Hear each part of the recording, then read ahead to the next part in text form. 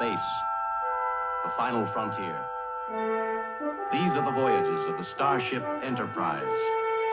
Its 5-year mission, to explore strange new worlds, to seek out new life and new civilizations, to boldly go where no man has gone before. Scotty, beam us up fast. I can't change the laws of physics. I've got to have 30 minutes. Final weapons. I'm a doctor, not a bricklayer. Live long and prosper. Engage.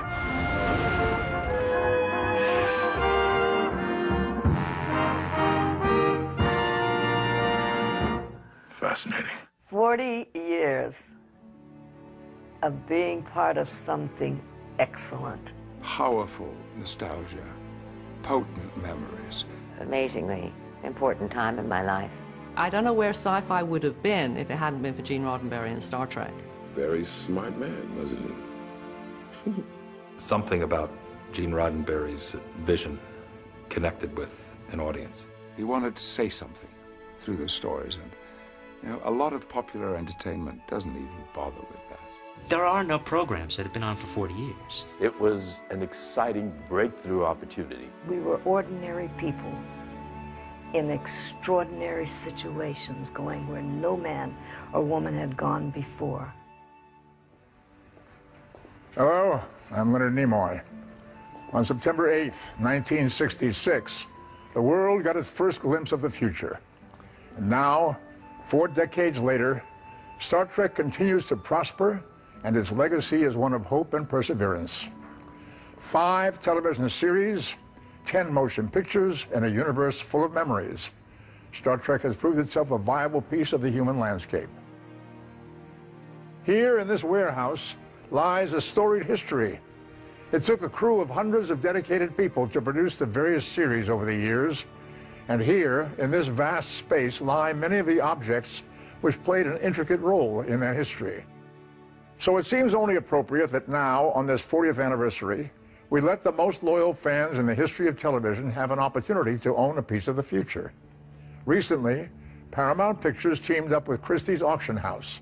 Together, they put on an auction of galactic proportions, selecting over 1,000 of the most memorable and valuable items from the Star Trek franchise and making them available for the first time ever to the public.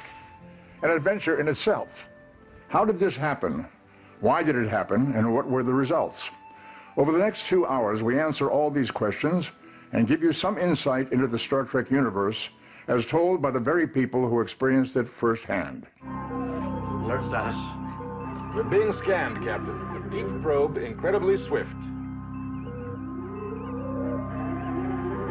Back in 1966, I said that 40 years from now, I will be in New York City at the auction of Star Trek artifacts, and we will be anticipating the golden anniversary of Star Trek. No, of course, we had no idea that this was going to happen. As a matter of fact, the ratings were very, very low every season. We were a failure.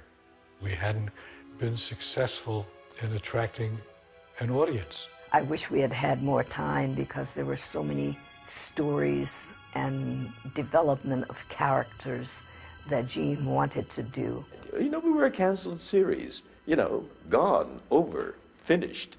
With less than stellar ratings, it seemed that this show about the future would quickly become part of the past. And after only 3 seasons, the series was canceled.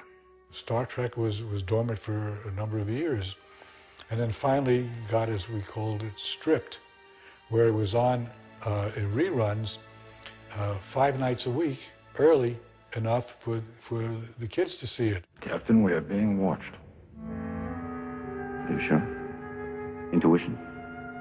No, sir. We're being watched. Suddenly, Star Trek was some kind of a hit series. And that's when Paramount began to say, oh, I think something's going on here. Paramount began production of Star Trek the Motion Picture in 1978, assembling the original cast for the first time in almost 10 years. Star Trek's viability on the big screen continued with the wildly popular Star Trek II, The Wrath of Khan, a film which cemented Star Trek's legacy as a major force in the popular culture.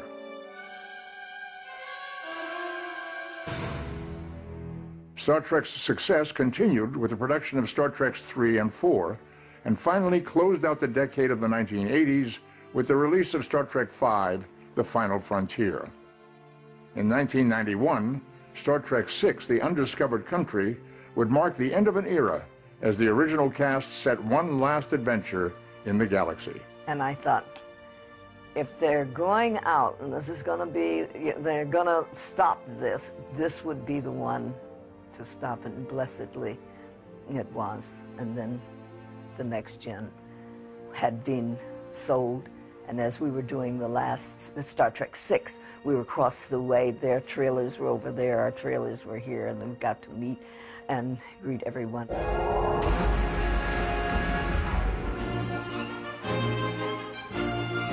I think it was incredibly satisfying to Gene that after 20 years, he created another version of this mythical show that he had made in the 60s, and that it was successful.